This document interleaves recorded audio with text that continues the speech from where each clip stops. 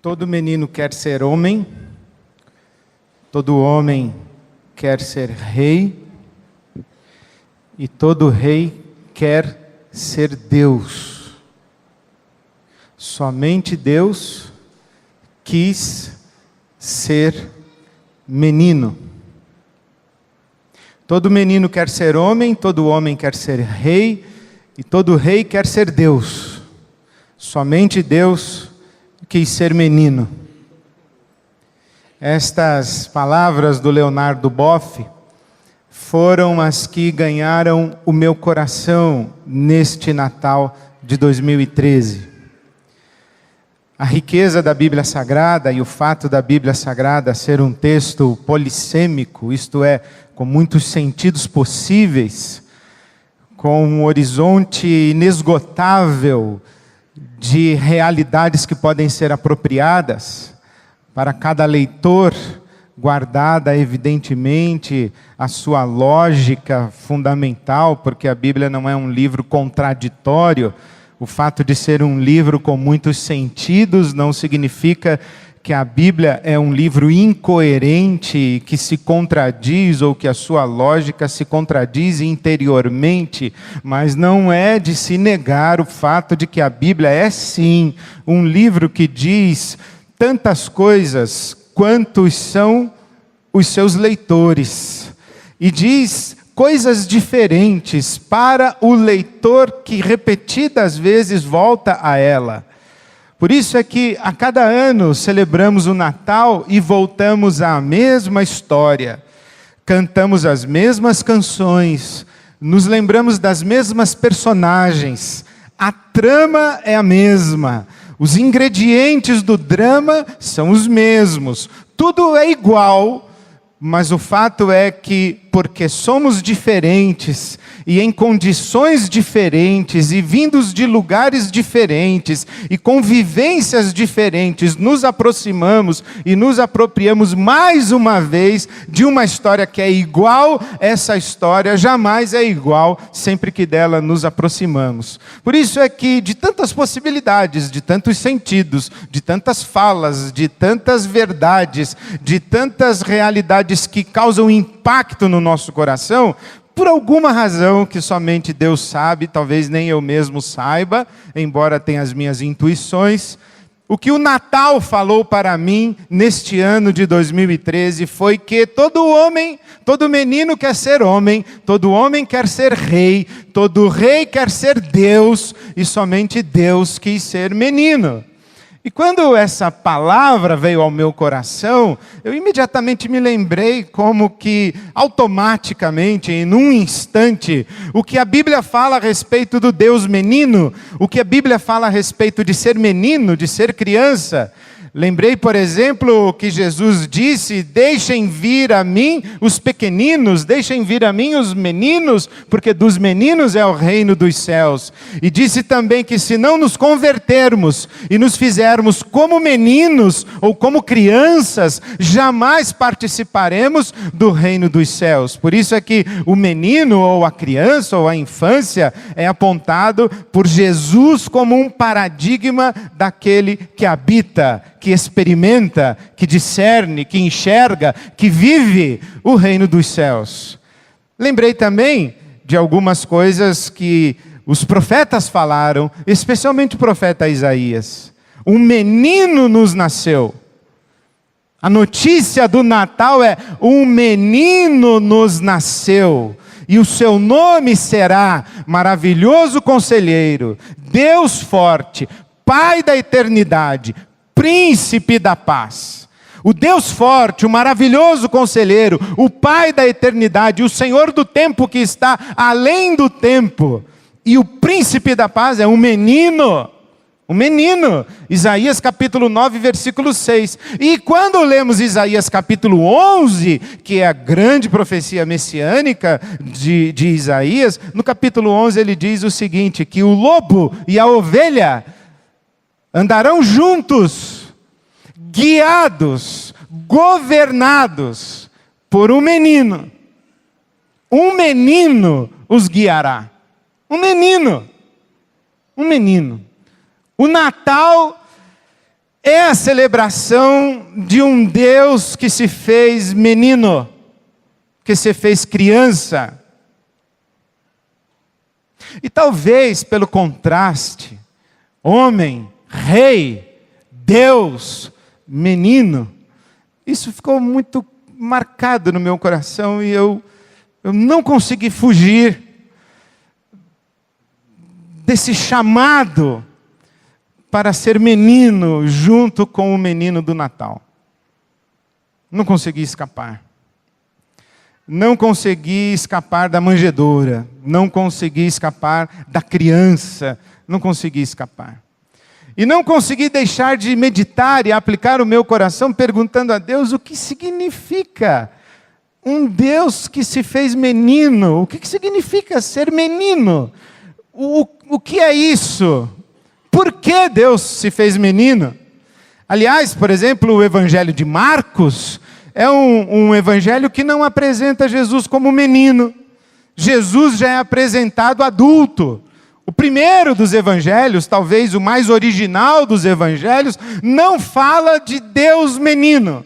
Jesus já chega adulto, às margens da Galileia, convocando pessoas ao arrependimento para o reino de Deus. Mas à medida em que a comunidade de Jesus vai se multiplicando, e vai ganhando espaço na história, e vai se espalhando pelo mundo, vai nascendo a consciência das pessoas a respeito da necessidade de contar que um dia Deus foi menino em Jesus de Nazaré. Então o Evangelho de Mateus e o Evangelho de Lucas resgatam a ideia de um Deus que se fez menino. Mas por que é importante falar que Deus é menino? O que significa ser menino? O que significa ser criança? No meu trabalho de casa eu fui aos intérpretes da Bíblia Sagrada e eles transitam entre duas possibilidades. A maioria, quase que absoluta, diz que na figura da criança existem as virtudes que Deus deseja no ser humano. A espontaneidade, a humildade, a sinceridade. Eu acho até bacana essa interpretação, mas a ingenuidade, a pureza, mas não me agradou, porque, primeiro que algumas das virtudes, elas precisam ser abandonadas. Falar que uma pessoa é ingênua, não é necessariamente um elogio. Talvez seja até uma crítica. Você é muito ingênuo.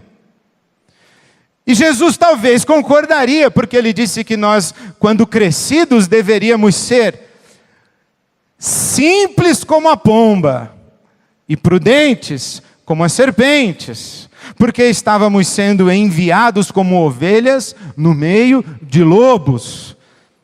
Ingênuos não sobrevivem no meio dos lobos.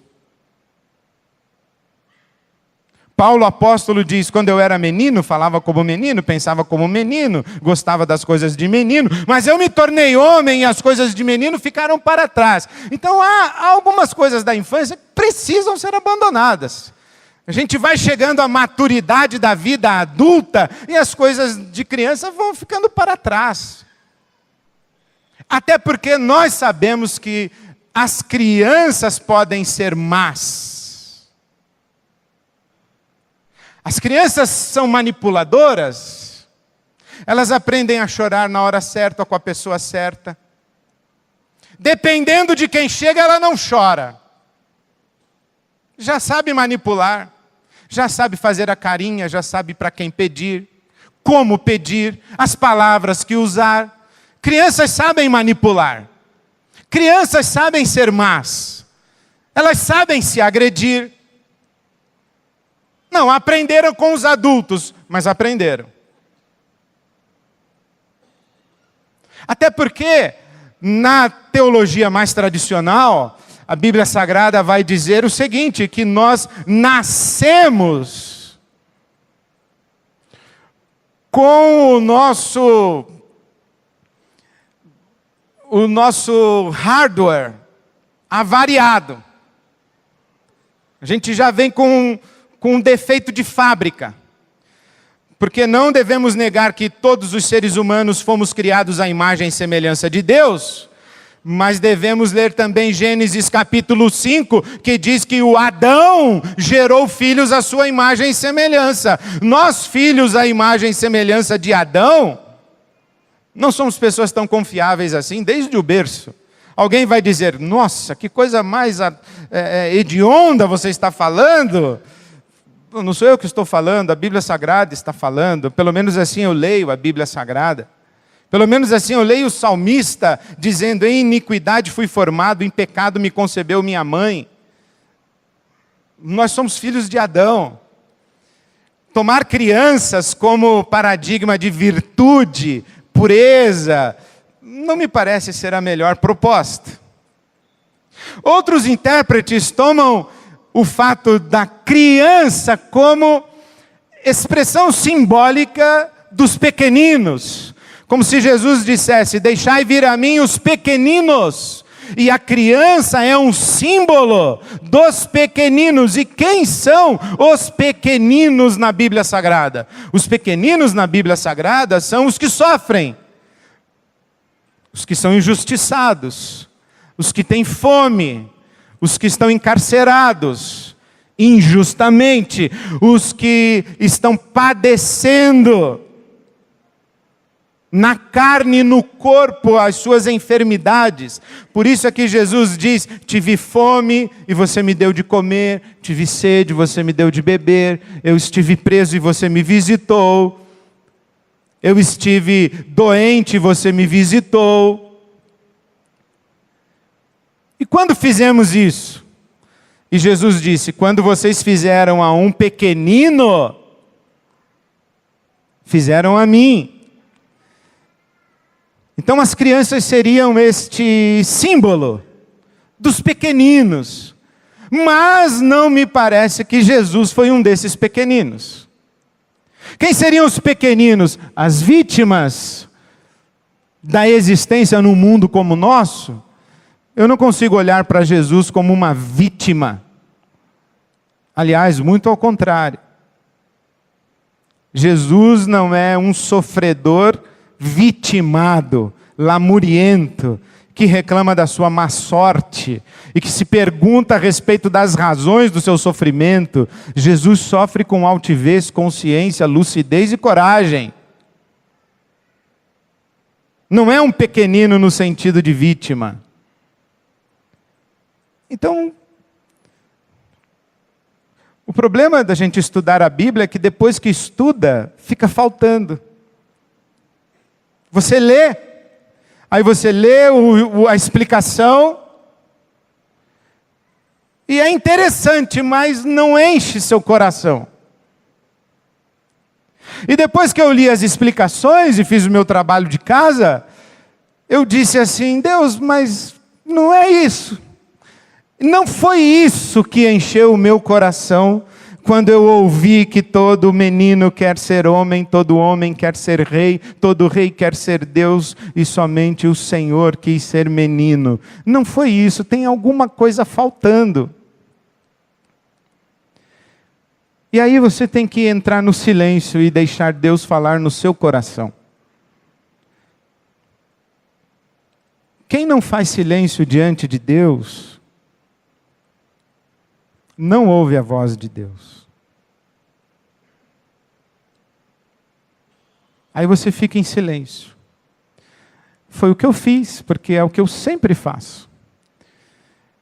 E no silêncio, eu ouvi algumas coisas que eu espero façam sentido para você. E o que eu ouvi especialmente foi que ser menino, ser criança, não tem a ver com virtudes, e não tem a ver com sofrimento, não tem a ver com condição de vítima. Tem a ver com duas coisas que ficaram gravadas no meu coração. Eu falei, entendi. Foi isso mesmo que eu entendi e não sabia que havia entendido. Entendi que o Deus que se fez menino na pessoa de Jesus, o Filho, nos fala da nossa condição humana diante do nosso Pai Celestial. Essa condição à qual Jesus se entrega em termos absolutos.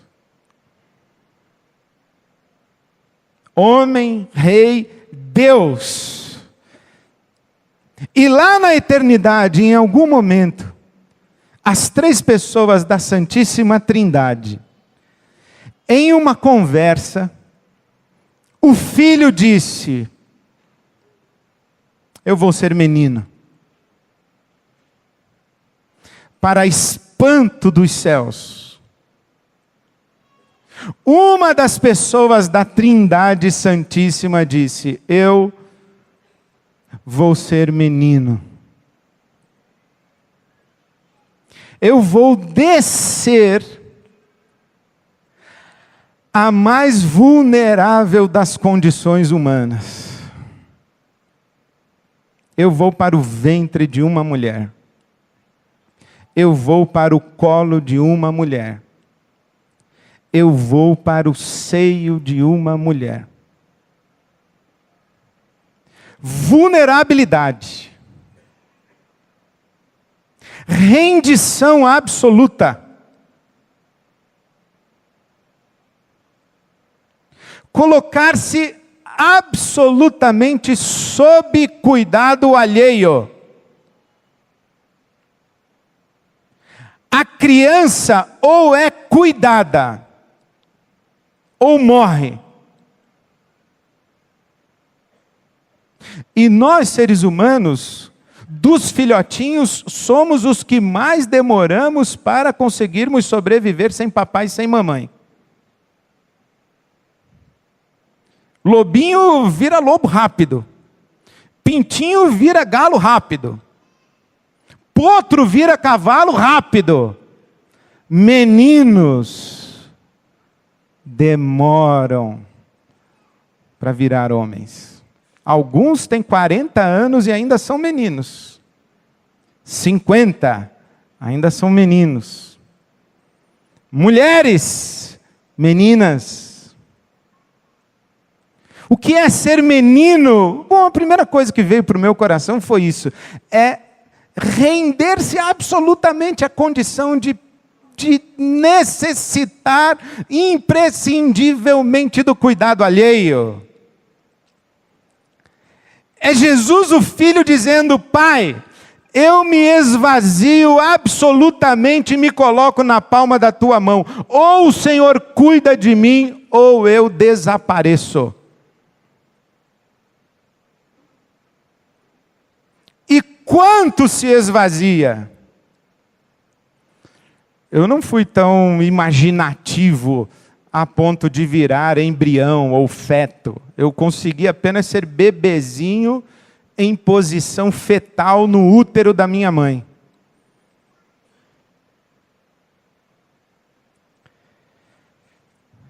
Porque, na verdade, e não tenho vergonha de confessar isso, nos momentos extremos da vida, é assim mesmo que a gente tem que se colocar nas mãos de Deus. A vida vai pesando.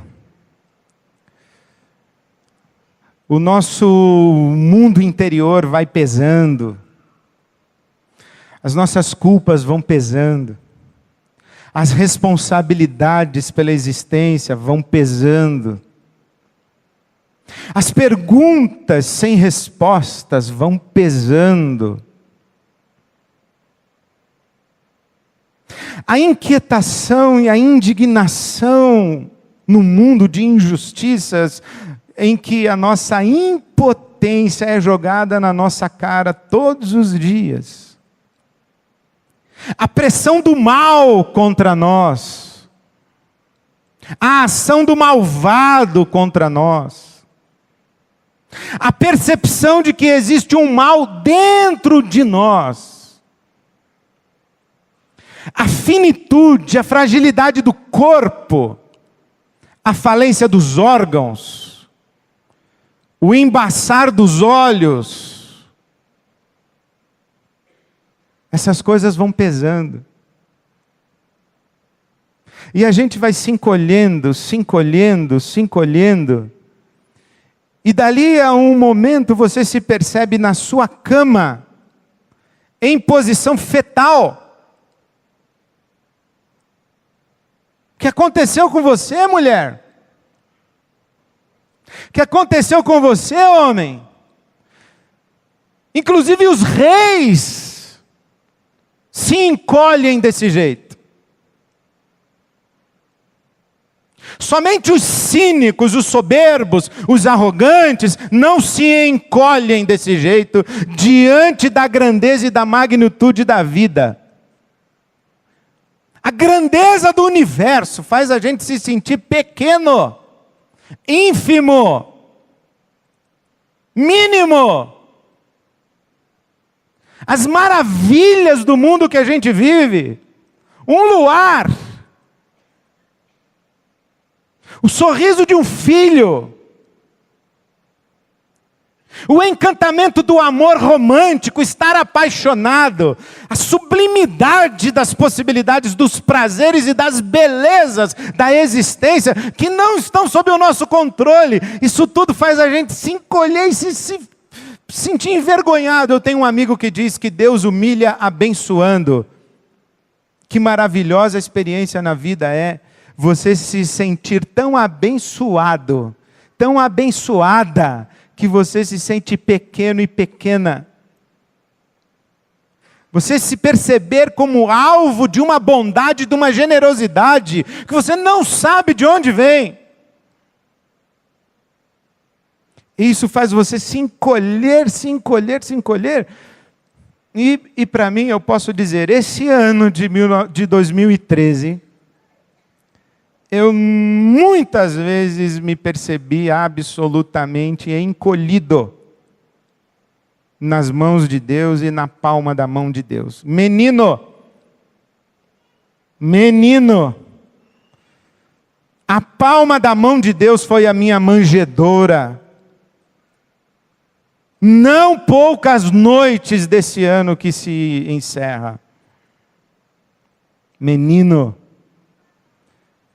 aquele momento em que você não sabe o que fazer, não sabe o que dizer, não sabe como resolver, não sabe para onde vai, não sabe de onde aquilo que bateu contra você, de onde veio, não sabe a menor consequência possível do dia seguinte da sua noite de choro.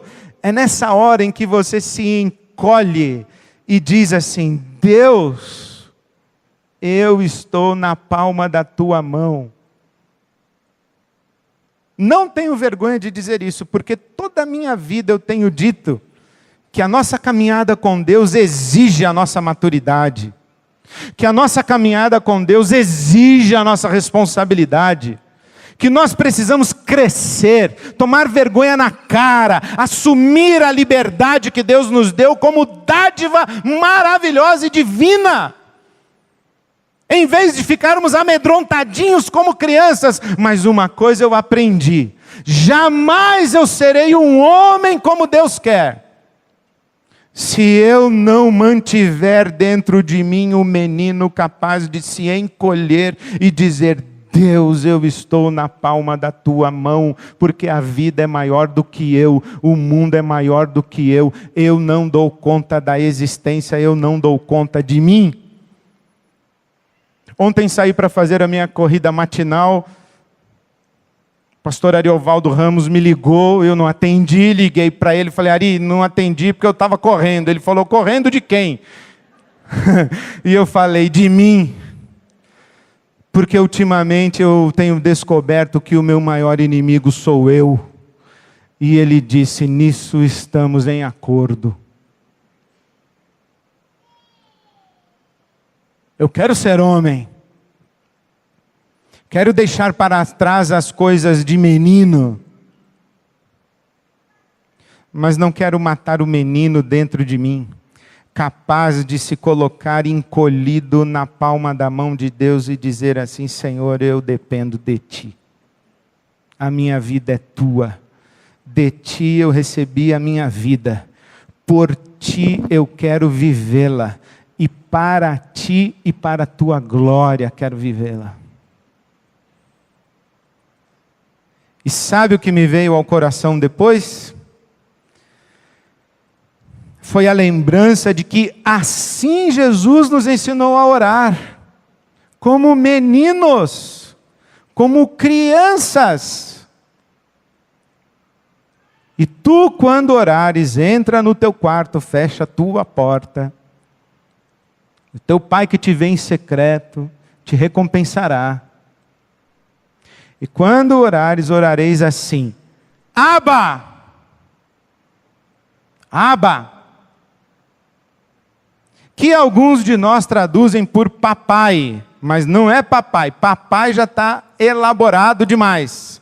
Abba é o balbuciar da criança que não aprendeu a falar. Abba. É a criança que não sabe nada do seu pai. Não sabe se ele é médico, advogado, engenheiro, mecânico, borracheiro, professor universitário, dentista. Não sabe quem é o pai dele.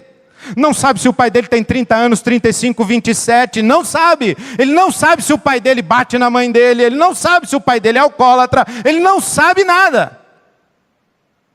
Ele não sabe se o pai dele é crente evangélico, se é espírita, macumbeiro, se é ateu, agnóstico. Não sabe. Não sabe se o pai dele é inteligente, se é mais ou menos, se é corintiano, não sabe nada do pai. Ele só sabe que quando aquele rosto aparece diante dele, aquele é o colo certo.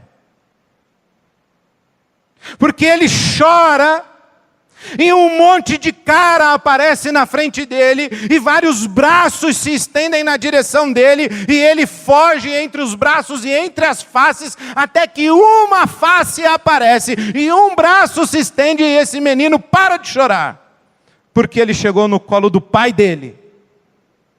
E o colo do pai dele é um lugar que prescinde do entendimento e da racionalidade. Porque a relação do menino com o pai não é uma relação de cabeça, é uma relação de afeto. Eu tive a oportunidade de participar em um programa, já contei essa história, mas cada vez me lembro de um pedaço. Estávamos discutindo sobre fé e religião.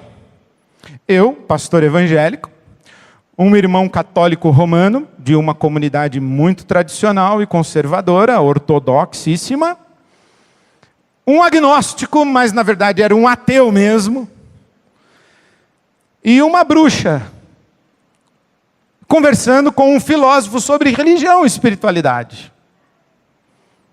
E eu fiquei impressionado que eu tinha mais afinidade e mais papo possível com o ateu. Gostei dele. E lá pelas tantas ele virou para mim e disse assim: engraçado, parece que a gente concorda mais do que discorda. Eu falei: acho que sim. Porque eu tenho tudo para ser ateu. Ele falou: percebi.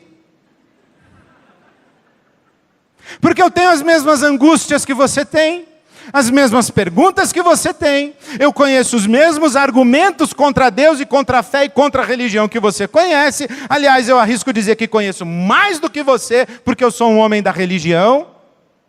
Só que tudo isso que eu sei, que eu conheço e que passa pela minha cabeça, não me impede de crer, porque a minha relação com Deus não é uma relação de racionalidade, de respostas objetivas, categóricas e certezas inabaláveis. A minha relação com meu Deus é uma relação de afeto. É de um menino com seu pai. Eu sei que preciso me tornar homem. Você também. E você, menina, precisa crescer e se tornar mulher. Eu sei que Deus me deu condições, talentos, dons, recursos, capacidades, possibilidades, oportunidades, conhecimento, treinamento para reinar no mundo que é dele, em nome dele, para a glória dele. Porque há pedaços desse mundo sobre os quais eu sou rei. E há pedaços desse mundo sobre os quais você é rei e você é rainha. Eu sei disso. Eu sei que o Espírito Santo de Deus habita em mim. Eu sei disso. Mas nesse Natal, o que veio fundo do meu coração foi: mais do que um homem, mais do que um rei, e mais do que um homem que conhece a Deus e é conhecido por Ele, Jesus me chama para ser menino. E diz assim para mim: Ed, não se envergonhe de ser menino. Eu fui menino. E eu cresci, me tornei homem. E eu sou rei. E eu sou Deus. Mas enquanto vivi, nunca deixei de ser menino e de reconhecer que sempre dependi do meu Pai. E nunca, mesmo nos momentos mais sombrios da minha vida, e mesmo do alto da cruz, na mais profunda solidão, eu desconfiei do amor do meu Pai. Porque um dia eu ouvi Ele me dizer: você é o meu filho amado, em quem eu tenho prazer. O que me sustentou na mão do meu Pai foi o afeto. Quando tudo escureceu, eu só consegui ouvir: você é o meu filho amado, em quem eu tenho prazer. E ali na palma da mão do meu Pai, eu fiquei. A minha oração por você nesse Natal é que você ouça o chamado e o convite de Jesus, o Deus que se fez menino e que quis ser menino, que você ouça o convite para ser menino e para ser menina. Não tenha medo de chorar assustado de noite. Não tenha vergonha de admitir que você não sabe o que fazer.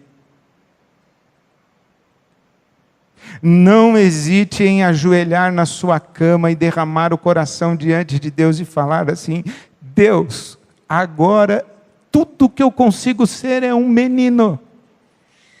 Tudo que eu consigo ser é uma menina.